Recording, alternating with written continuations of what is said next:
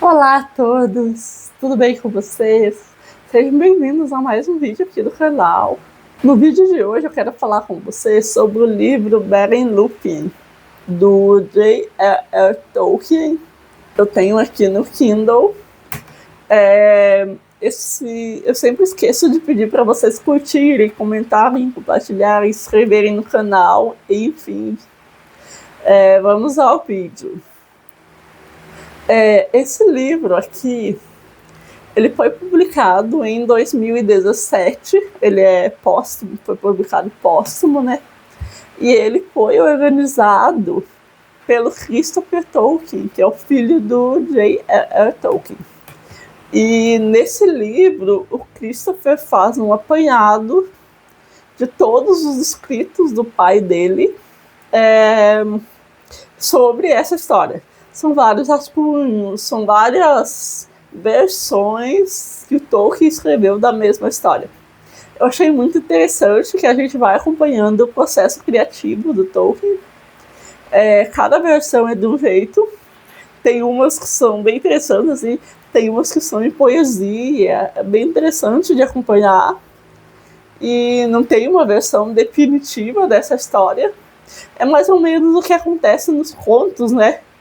Tem várias versões dos mesmos contos, dos mesmos mitos, e ninguém sabe, cada um conta ali de um jeito e tal. É mais ou menos o que ele faz aqui. A versão que eu vou usar é a mesma que está aqui no Silmarillion. Então, essa história, ela se passa na primeira era da Terra-média. Eu acho que é uma das mais bonitas aqui do Silmarillion. É a do Beren da Lúthien. Bom, a Lúthien é filha do elfo e de uma maia. No legendário do Tolkien, os maias são figuras angélicas que foram criadas pelo Eru, que é o deus, né? O deus criador ali, o deus que cria aquele mundo. E eles são criados pelo Eru para ajudar os Valar. Os Valar são figuras angélicas que estão acima dos Maia. No Senhor dos Anéis, o Sauron, o Gandalf, o Saruman são Maia. Bom, a Lúthien, ela é filha da Melian, que é uma Maia poderosíssima. E ela é de uma beleza incrível e ela gosta de dançar e cantar na floresta. E aí o Beren é um humano, um mortal, e ele é filho do Barahir, que foi morto por orcs a mando do Morgoth. O Morgoth é aquele que caiu, né? O Vala, que era mais... que é o demônio aqui da história.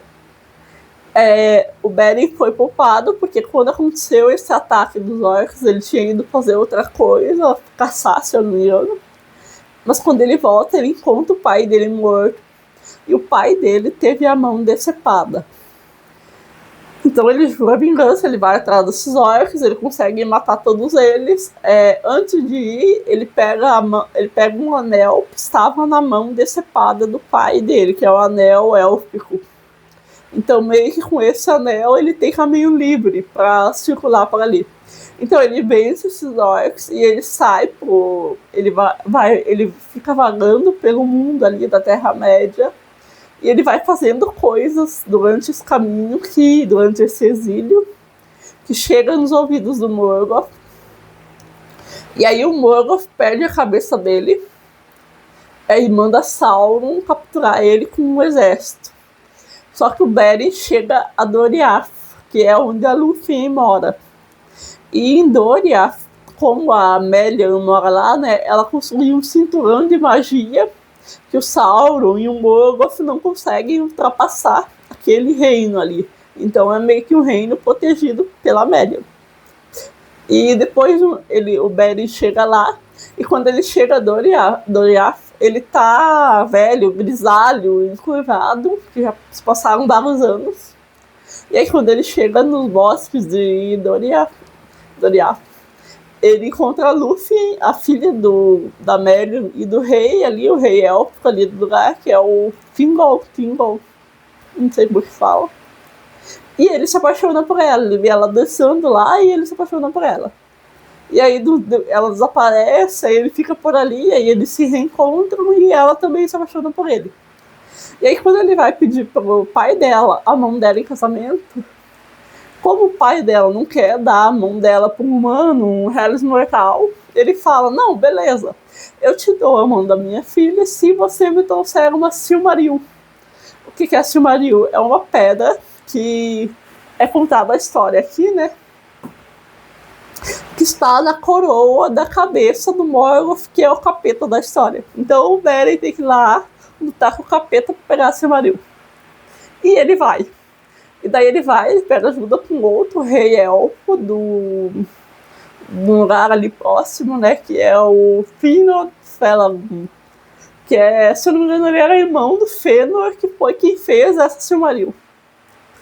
E aí eles vão, os dois e mais 10 companheiros, se eu não me engano, lá pegar a Silmaril. Só que no meio do caminho, eles são presos pelo Sauron num calabouço lá. E aí a Lúthien fica sabendo disso, né? Ela sente que alguma coisa deu errada. E a mãe dela conta que realmente os dois estão presos. E aí ela foge do... Antes dela fugir, o pai dela descobre que ela tá querendo fugir. E aí ele prende ela lá num lugar, mas ela constrói um manto com os próprios cabelos. Aí ela coloca magia nesse manto e ela foge, vestida com esse manto. E nesse manto tem um encantamento do sono. Tudo que ela tocar com esse manto dorme. Aí ela chega lá, ela consegue resgatar o Beren. Só que quando ela chega, o rei elfo que estava junto já está morto. E ela consegue derrotar o Sauron. Só que no caminho, quando ela vai para resgatar o Beren, ela encontra um filho, o Celeborn e um outro elfo lá que são irmãos, que eles são filhos do Fëanor. Aí para entender tudo tem que ler o Silmarillion. E aí eles prendem ela, mas ela consegue fugir com a ajuda do Huan, que é um cachorro, um cão de guarda desses dois elfos. Ele foi criado em Valinor, que é a terra dos imortais, lá dos Valar. Então esse cão é um cão especialíssimo. E aí ele resolve ajudar a Lúthien a ir lá. Daí eles vão junto, né? Eles conseguem derrotar o Sauron, pegam o Beren de volta. Só que o Beren se machuca nessa ida, parece. Daí ela tem que curar ele. E aí eles fogem.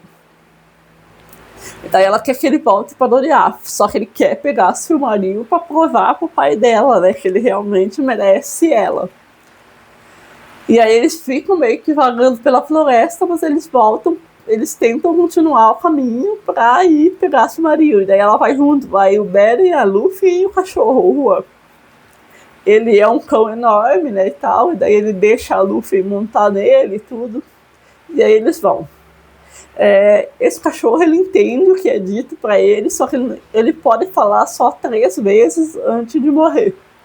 E aí quando ele tá indo com a Lúthien, ele vai falando com ela para ajudar ela. Então ele já falou uma vez.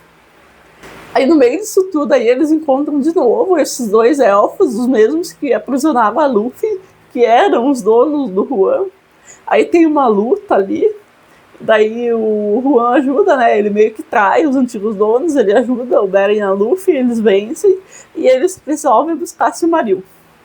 Quando eles chegam no palácio lá, no castelo, sei lá, do Morgoth, no inferno lá, daí quando o Morgoth ouve os latidos do Huan, ele sabe que aí é contado que ele preparou, eles têm que enfrentar um lobo, um lobisomem, não sei, porque tem horas que ele fala lobo, outras horas ele fala lobisomem, que o Morgoth criou exclusivamente para matar o Huan, porque ele sabe que o Huan seria meio que invencível. E o Huan é o cão da luz, né? Então o Morgoth cria um lobo das trevas para contrapor ali.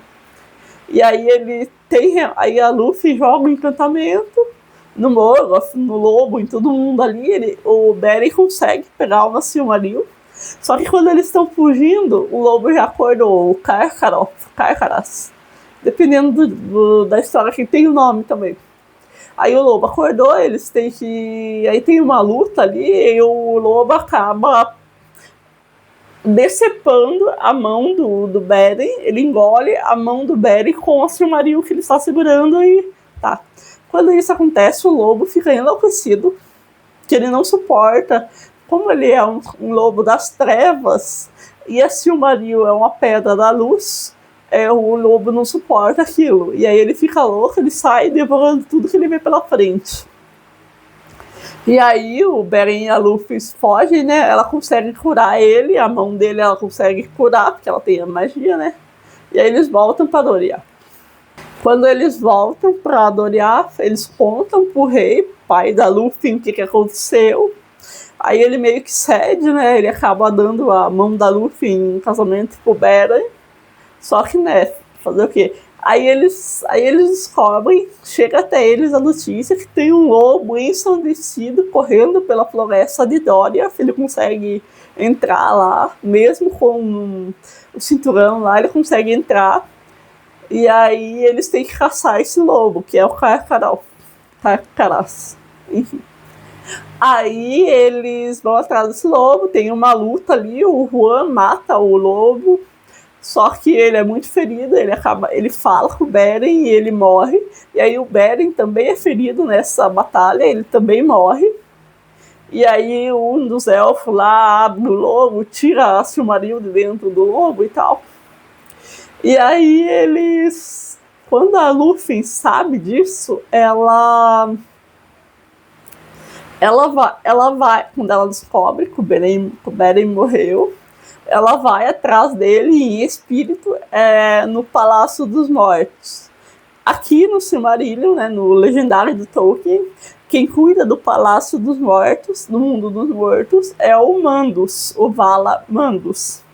E aí a Luffy vai até ele, pede para ele libertar o Beren, e aí ele fica comovido e ele vai se consultar com os outros Vala para eles verem o que eles fazem nessa situação, né? Porque ela é uma elfa e ela iria para outro, mesmo que ela morresse, ela ficaria num outro lugar lá do Palácio do Mundo dos Mortos, que não é o mesmo porque o destino dos elfos não é o mesmo destino dos homens.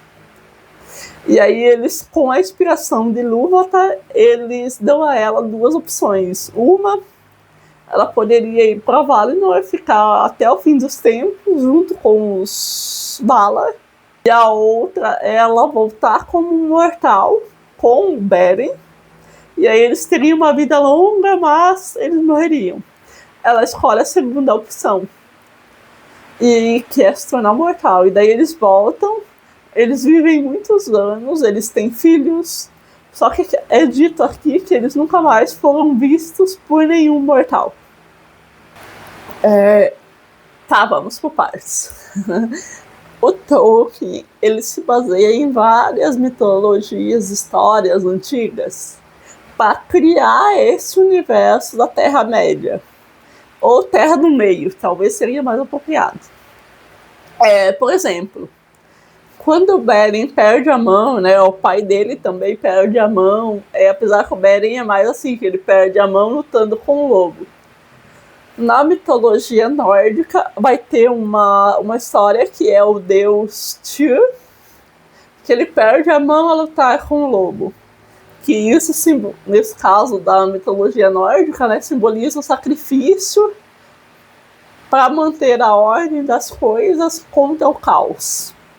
E aí, também, eu lembrei, quando eu li isso aqui, da história de Tristão e Isolda, quando o Beren e a Luffy vivem na floresta, quando eles vão com o cachorro, porque em uma determinada parte lá da história do Tristão e da Isolda, eles ficam lá na floresta durante alguns anos com um cachorro de companhia também. E eles, quando a Luffy vai até o Palácio de Mandus chorar pelo Beren, tem na história da mitologia grega o Orfeu e a Eurídice, né, só que aqui é o contrário. É a Eurídice que morre, e aí o Orfeu que vai até o Hades pedir para pegar ela de volta. Enfim, o Tolkien, ele não cria nada do zero. Mas isso não deixa menos genial todo o legendário dele, né? E para entender essa história e o pensamento do Tolkien, nessa edição aqui que eu tenho, no comecinho desse livro aqui, tem uma carta do Tolkien endereçado a um Milton Waldman, que ele vai explicar o motivo que ele resolveu escrever a própria mitologia. Que ele diz que na Inglaterra não tem seu próprio mito fundador, digamos assim. Tem a mitologia, ele cita aqui, né, que tem várias mitologias, tem a mitologia grega, a mitologia nórdica, as histórias do círculo arturiano, que são, de certa forma, ali do Reino Unido, né? Só que não tem um mito fundador próprio da Inglaterra. E aí ele fala que ele quis criar isso. Então ele cria a própria mitologia a partir de elementos já existentes em outra mitologia. E ele vai falar também uma coisa assim, que o que ele faz não é uma analogia direta, que ele não gosta de analogias, ele gosta de alegorias. E qual que é a diferença? No vídeo do Senhor dos Anéis eu falei mais ou menos sobre isso, só que não sei se ficou bem explicado. A diferença de analogia e alegoria. Analogia seria mais ou menos o que o Lewis faz no livro do Crônicas de Nárnia, que qualquer um que lê aquele livro, que tiver um pouco de contato com o cristianismo, vai ver que o leão lá, o Aslan, é Jesus Cristo. É uma analogia para Jesus Cristo. É muito... Você olhou, você sabe do que ele está falando. Já a alegoria, o que o Tolkien faz, a alegoria traz um simbolismo mais profundo. Não tem como eu dizer que o Beren e a Lúthien é Adão e Eva, por exemplo. Tem elementos, aqui, dependendo do ponto de vista, teria elementos da história, mas não pode dizer que é a mesma figura com outro nome, vamos supor. Que isso seria uma analogia. Dito isto, a história do Beren e da Lúthien se passa na primeira era da Terra-média, que o tempo aqui é dividido em 4 eras, né? Tem a primeira, a segunda, a terceira. Eu acho que o Senhor dos Anéis se passa na terceira era. Daí ele fala que a partir daquilo ali vai começar a Era dos Homens, que seria uma 4ª era, né? Que a primeira era, simbolicamente, ela é equivalente à Era do Ouro, que na mitologia grega é quando os homens foram criados e eles viviam em harmonia com os deuses. Seria mais ou menos antes do pecado original, antes da queda, na cosmovisão cristã. Isso é a primeira era, seria mais ou menos. Então essa história se passa nessa primeira era. E essa história aqui, ela pode significar muitas coisas, né? Por exemplo, a partir do Beren e da Lúthien, eles são a união de todas as criaturas que existem na Terra-média, de todas as raças, digamos assim. Porque os elfos, os homens, os maias. Então eles são a união, é a partir deles que tem essa ligação direta entre os homens e o divino. Da Terra-média, né? Entre o ser humano e o divino, porque a Lúthien, ela é meio divina, meio elfa, e aí tem o Beren, que é humano. Então, a partir daí que vai ter a descendência na Terra-média. E partindo dessa ideia de ligar o homem ao divino, porque a mãe da Lúthien é a Amélia, que é a Maia, que é a Angélica, né? Essa história aqui, ela pode, dependendo do ponto de vista, ela pode dizer que se encaixa naquela história de contar o casamento do céu e da terra, que é muito usado na literatura. Que o Beren representaria a terra ou a matéria, e a Lúthien representaria o céu ou o espírito. E nessa mesma linha, quando o Beren volta e a Luffy se torna mortal, é dito que eles vão morar num lugar, provavelmente em Doria, só que eles não são vistos por nenhum mortal novamente até o fim da vida deles. É como assim? É como se quando eles retornassem do Palácio do Mandos, eles meio que saíram do mundo, né? Então, quando eles retornam, eles não podem continuar no mundo. É como se eles tivessem transcendido esse mundo. Isso acontece em Tristão e Isolda, em Otelo.